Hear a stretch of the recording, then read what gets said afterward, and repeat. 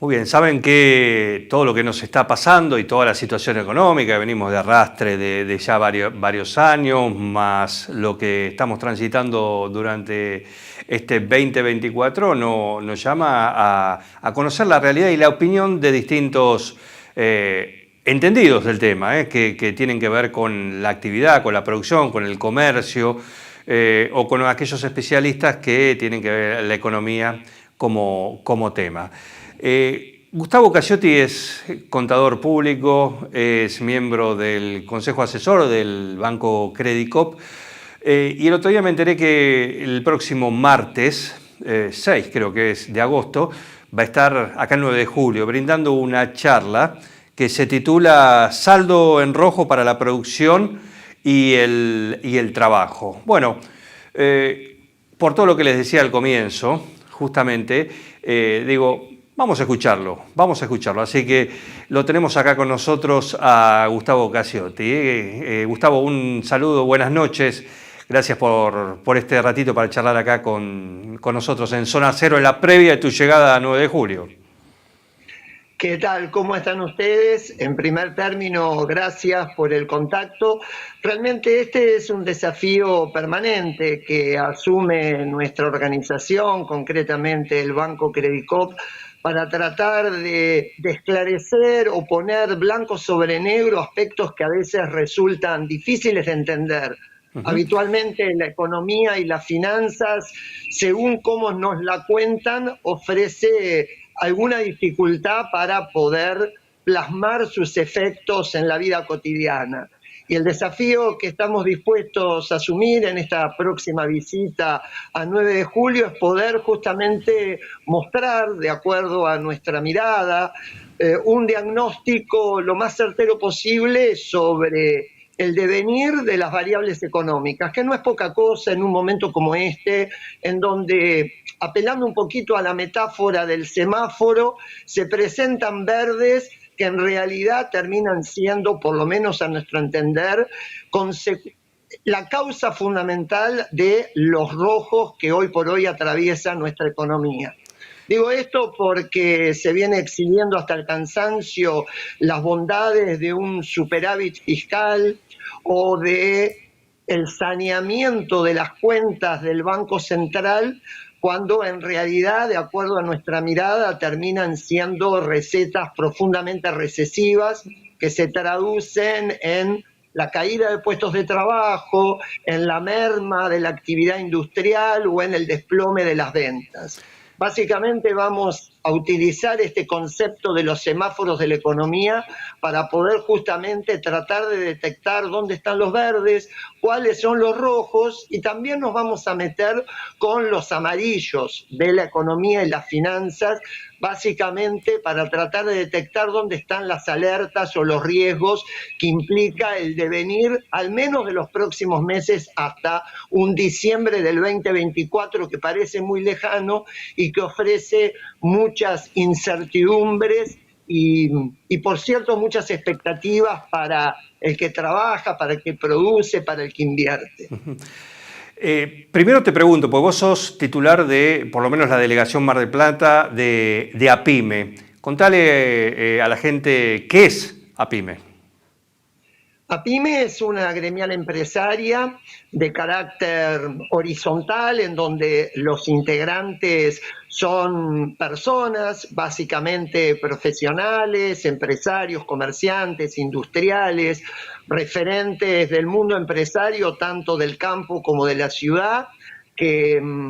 exhibe más de 35 años de trayectoria, siempre alzando las banderas del mercado interno, de la industria nacional, la defensa de la soberanía. Tenemos presencia en muchas provincias dentro del territorio nacional, es una entidad justamente nacional que viene fijando postura y defendiendo los intereses de la pequeña y mediana empresa. Me toca desde hace algún tiempo presidir la Delegación Mar del Plata, integro también la Comisión Directiva Nacional, la sede de nuestra entidad está en la ciudad de Buenos Aires, como decíamos, con representación en varias localidades como Mar del Plata, Bahía Blanca, Córdoba, Rosario, Entre Ríos, Mendoza, por ejemplo. Bien, bueno, me voy a meter un poquito para que, a manera de adelanto y utilizando la metáfora del semáforo que vos recién mencionabas, nos cuentes un poco qué puntos están en verde, qué están en amarillo y cuáles son los rojos. Pero antes de eso, me gustaría tu opinión, porque evidentemente sos alguien que conoce un poco más de la foto que podemos tener nosotros. Y teniendo en cuenta que estamos en Argentina, que los gobiernos han pasado con distintos colores políticos, que se han utilizado distintas recetas económicas de distintas escuelas y el resultado siempre fue el mismo. Hiperinflación, corrida del dólar, la gente al dólar, bueno, recesión, todas estas cuestiones que más o menos lo que estamos viviendo ahora también, veníamos viviendo desde el año pasado y este año todavía así. En definitiva, más allá de los libritos, la única realidad es la que se vive en la calle. Cuando vas al supermercado, hoy ese panorama está en rojo, yo lo pongo en el rojo, ¿sí? En el semáforo, sumado a esta cuestión de actualización de tarifas y todo, que uno puede decir, bueno, puede ser necesario, sí, genial, todo eso, pero quizás es el contexto, es la pregunta, ¿no? Porque ¿hasta cuándo se sostiene un esquema de estas condiciones, ¿no? Poner las cuentas en orden, poner las tarifas en orden, pero no actualizar los salarios. En todo este contexto, ¿cuál es tu mirada? A ver, nosotros en realidad consideramos que se parte de, al menos para decirlo elegantemente, un diagnóstico equivocado. ¿Por qué digo esto? Porque básicamente se pone el foco en bajar a lo que dé lugar la inflación, que termina siendo, como vos muy bien decías, un poco el flagelo estructural de nuestro país, pero a costa de concebir la inflación como originada pura y exclusivamente, como dicen los economistas, por razones monetaristas, o sea, interpretando que reduciendo o eliminando la emisión monetaria se van a solucionar los problemas de inflación en la Argentina. Y todas las medidas que se han venido tomando en la denominada primera etapa o en esta segunda etapa del llamado plan económico apuntan a ese sentido, porque se interpreta que en definitiva es el Estado que gasta en exceso, el que genera un rojo fiscal que hay que cubrirlo con emisión monetaria y esa emisión es la que genera la inflación. En esta clave tenemos que entender, por ejemplo, el traspaso de los denominados pases pasivos, que son títulos en poder de los bancos justamente a cambio del exceso de liquidez que pasan del Banco Central al Tesoro, o el Tesoro que se hace cargo del pago de los intereses, o por ejemplo, como lo conocimos recientemente, la decisión del Banco Central de vender cuanto dólar ingresa por el superávit comercial, esto es, por el ingreso de las exportaciones, al mercado financiero para secar la plaza, para esterilizar la plaza, entendiendo que de esa manera, sacando los pesos de circulación, se va a garantizar la baja de la inflación. Cosa que posiblemente termine sucediendo. De hecho, venimos transitando una curva decreciente de inflación, pero ¿con qué consecuencias? Con la llamada paz de los cementerios, porque en paralelo se nos cae la actividad industrial, se nos desploma el consumo, producto básicamente de una licuación fenomenal y sin precedentes de los ingresos de los consumidores, llámese asalariados en blanco, en negro o de jubilados. Entonces parecería que esta reducción progresiva de la inflación se viene realizando sin importar las consecuencias. ¿Y cuáles son las consecuencias? El hecho de que se viene llevando puesto el mercado interno y la industria nacional. Y nos parece que por ese camino no hay posibilidad de reactivación alguna, porque se nos presenta una lógica en donde primero hay que ordenar las cuentas macroeconómicas para después empezar a crecer, para empezar a verificar esta famosa B corta que no termina de aparecer Y nosotros, por lo menos, estamos convencidos que el camino es el inverso, porque precisamente la aplicación de estas medidas que pretenden sanear macroeconómicamente la economía son justamente los responsables de los cuadros recesivos que hoy por hoy estamos atravesando, yo diría, prácticamente en todas las ramas de la actividad económica, salvo aquellas que están vinculadas con las tareas de heroísmo, como bien denomina el presidente, vinculados tal vez con una Argentina que supimos ser, pero que hoy por hoy no alcanza para garantizar el bienestar de todos los argentinos, sino solamente de una parte. Bueno, ustedes a través de lo que es APYME, ¿no? Imagino que tienen un termómetro a diario, ¿sí? Si bien la filial de ustedes es en Mar del Plata, pero vos como referente de esta organización a nivel nacional también, imagino que ese termómetro lo tienen a diario, ¿no? De cómo está la actividad comercial o la mediana y la pequeña empresa en este contexto con estas necesidades. Sí, definitivamente desde APYME tenemos el termómetro y además por nuestra representación federal tenemos la oportunidad de tener los insumos, como decimos nosotros, siempre con los pies en la tierra, no a partir de papers o de información meramente estadística, sino con el contacto día a día con el empresario, con el productor, con el comerciante, que nos permite de alguna manera cerrar, por lo menos de acuerdo a nuestro entender, un diagnóstico bastante certero de la situación. Y hoy por hoy podemos decir que la situación de la pequeña y mediana empresa, que representa justamente al enorme universo de las empresas del país. Convengamos que cerca del 97% de las unidades productivas y comerciales son pequeñas y medianas empresas. Somos responsables de más del 75% del empleo formal en Argentina, somos la mayoría y en definitiva, como siempre decimos, lo que le pasa a la pyme es lo que le pasa a la gente, precisamente porque es el principal dador de trabajo y el gran generador de riqueza. Hoy por hoy esa pyme está atravesando una situación sumamente compleja, atenazada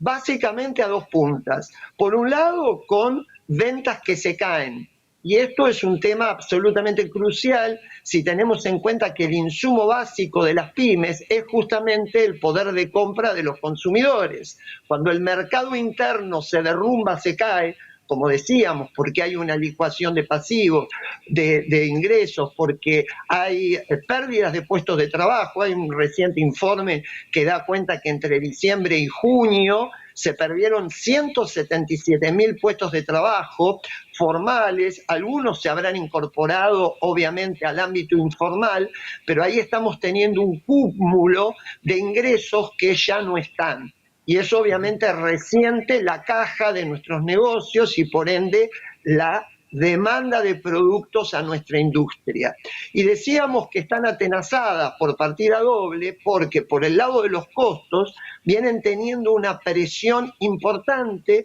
por el lado de los llamados insumos difundidos, que vienen teniendo un costo creciente que compromete la ecuación económica, y fundamentalmente en el caso de las actividades comerciales por el lado de los alquileres y tanto a la industria como el comercio por las tarifas. Recordaremos, esto todos los tenemos más que presente, que por un sinceramiento en el valor de generación de la energía se multiplicó por 3, por 4 el valor de las facturas. Si eso le sumamos el avance en la eliminación de los subsidios, estamos con cuadros tarifarios que en gran parte de la actividad productiva es incompatible con la actividad.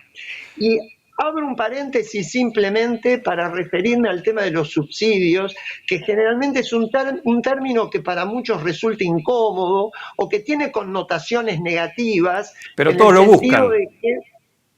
claro, porque hay un Estado que termina dando algo que no nos merecemos. Simplemente un dato no relato.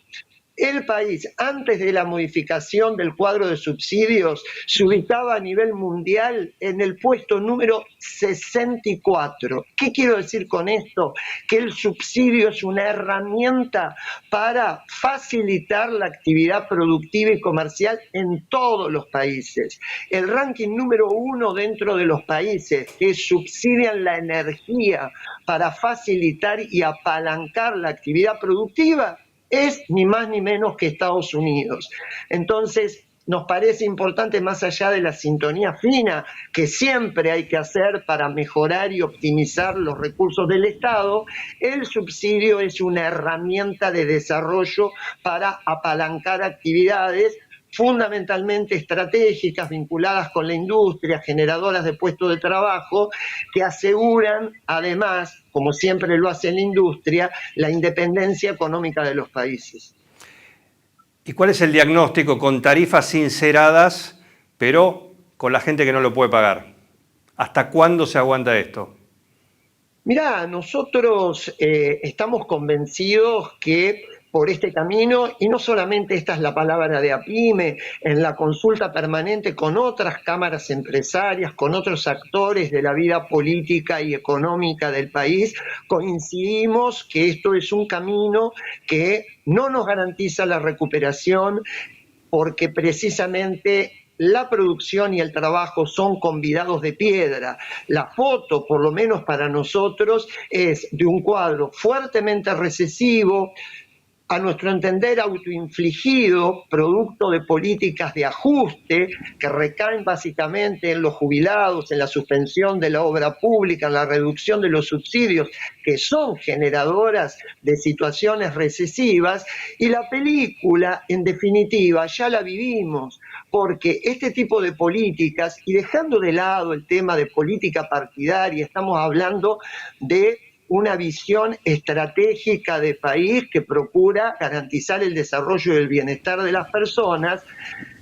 decíamos, ya la vivimos, e implica el deterioro o la destrucción del tejido social y productivo. Nosotros entendemos que es necesario tomar conciencia de esta situación, por eso son importantes los diagnósticos para saber dónde estamos parados, y será necesario la articulación de los distintos actores de la sociedad que tengan la defensa de los intereses nacionales como prioridad para empezar a construir o esbozar un modelo que necesariamente tiene que ser distinto a la conducción actual que se viene llevando puesta el trabajo y la producción, y por ende generar propuestas de debate y de acción que permitan construir un modelo alternativo en donde la pyme, la industria y el trabajo sean los protagonistas.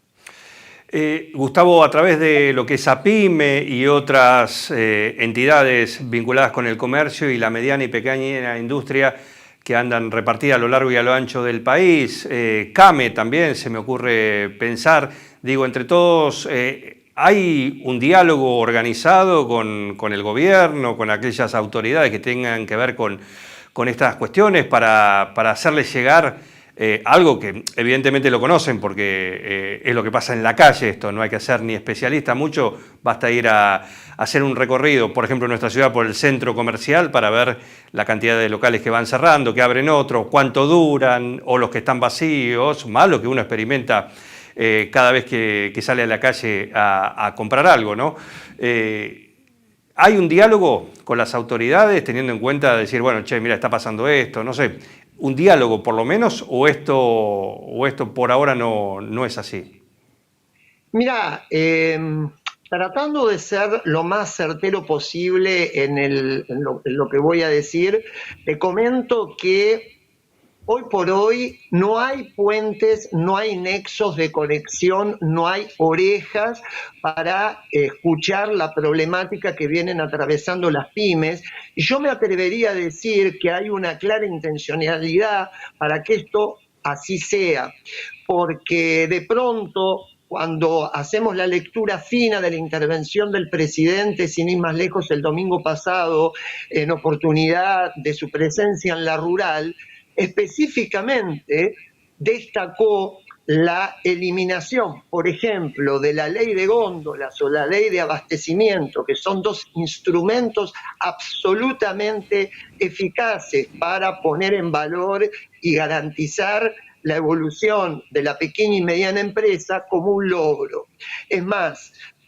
prácticamente todas las disposiciones contenidas en el DNU 7023 como en la ley bases son contrarios a los intereses de la industria nacional y por ende de la pequeña y mediana empresa. Entonces, no solamente no visualizamos un diálogo, un nexo, una vocación de escucha para tratar de revertir la grave situación que viene atravesando la producción y el trabajo, fundamentalmente en cabeza de la pequeña y mediana empresa, sino que parecería que hay una intencionalidad por dejar sistemáticamente a este sector absolutamente dinámico de la economía afuera. De hecho, no hay representación dentro de la mesa de definición de políticas públicas de la pequeña y mediana empresa. Y nos parece que eso es sumamente complejo si tenemos en cuenta que el grueso justamente de las empresas del país somos pymes y no formamos parte de la mesa de decisiones, no tenemos posibilidad de escucha. Y evidentemente no solo somos convidados de piedra, sino que parecería que hay una intencionalidad por sacarnos del juego. El RIGI, el régimen de incentivo a las grandes inversiones, termina tal vez siendo un claro ejemplo de este embate concreto contra la producción nacional y particularmente contra la pequeña y mediana empresa, porque prioriza esquemas de negocios en donde se va a consolidar una fuerte y feroz competencia absolutamente desleal